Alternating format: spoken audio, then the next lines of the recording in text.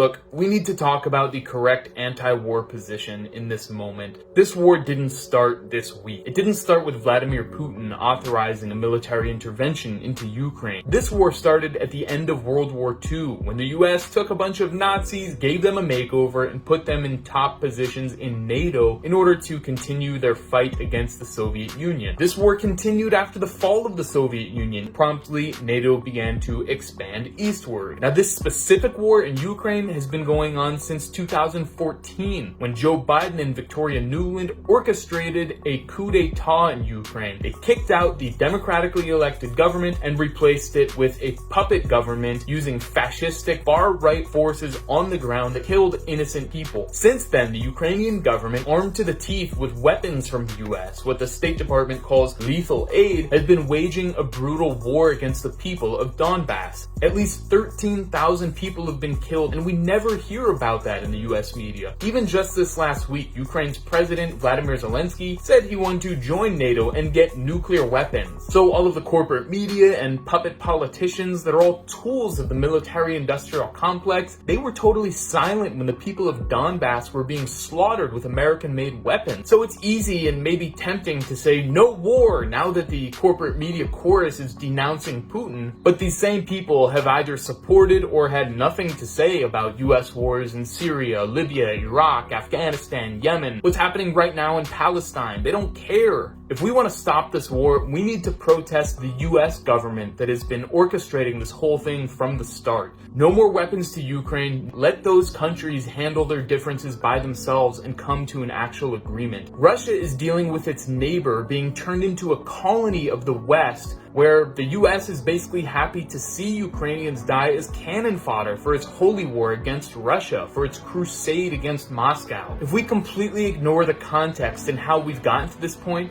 we'll never extricate ourselves and the war will just go on.